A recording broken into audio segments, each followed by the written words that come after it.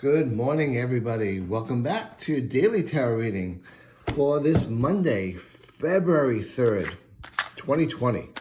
Let's get these cards shuffled up and let's see what the energy for today is going to be all about. What strategies you might be able to develop and some things you just want to have a heads up all in.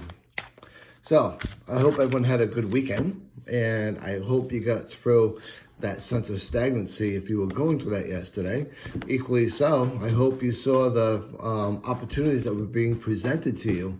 And I really do hope that you take to heart every day living in the moment. Yep, we do want to plan out our future. We do want to make sure that we're getting our goals met so that we can really get where we want to be. But along with all of that, we do want to always remind ourselves as constantly and as often as possible to live in a moment, to enjoy each moment as we're going through. Because at the end of the day, life's just about a collection of moments. And if we can really enjoy the moments that we're in, it's going to make us a lot happier. And believe it or not, it's going to help with that whole response that we categorize as stress. It's going to help with us feeling less like that. So let's get these cards laid down and let's see what this energy is all about.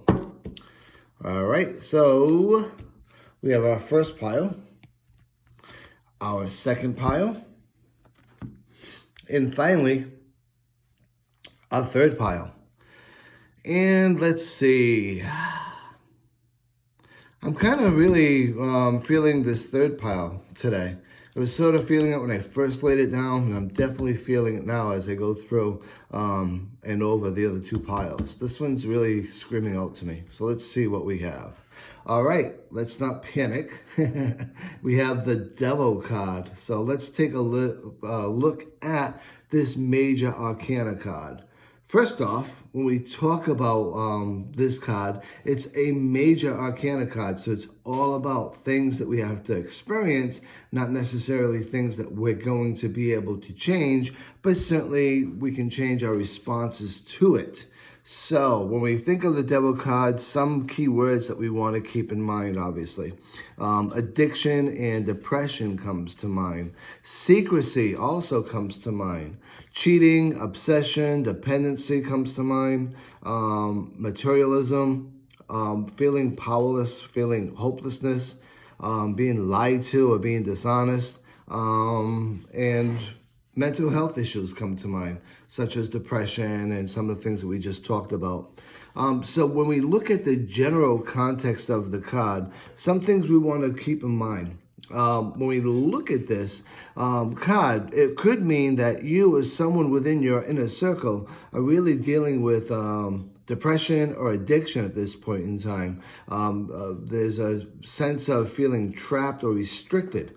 This is all about also being dishonest. And when you look at addiction in particular, it's really fraught with dishonesty. So it's all about being lied to, being cheated, that sort of thing. And I'm not suggesting you, but obviously it could be someone that's hearing this right now, but certainly it could be someone within your inner circle, either a close friend, close family member, or even someone that you work with. Long story short, the reality of all of this is, like everything else, this Devil card is just an illusion. If you're feeling trapped, if you're feeling lied to, if you're feeling addicted to something, you can take the proper steps to get away from it.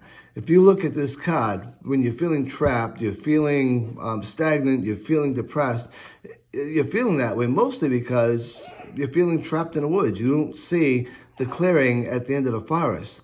Now, if you just follow the path out and you just continually walk, you'll get where you want to go. Forward motion, right? So if you feel frozen and standing still because of this situation, then you're going to be experiencing that situation and that sense of helplessness longer.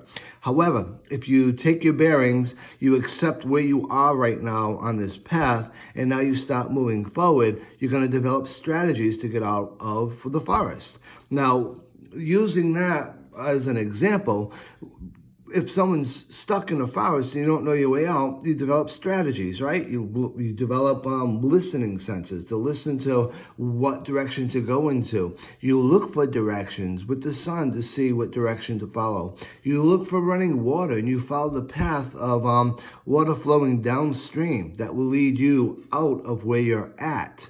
So same thing goes in life.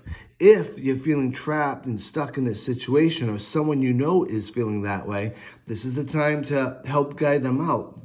They have to do the work, just like we would have to do the work to get out of this forest, but they can get it done. It's not an impossible task. It just takes a little bit of work.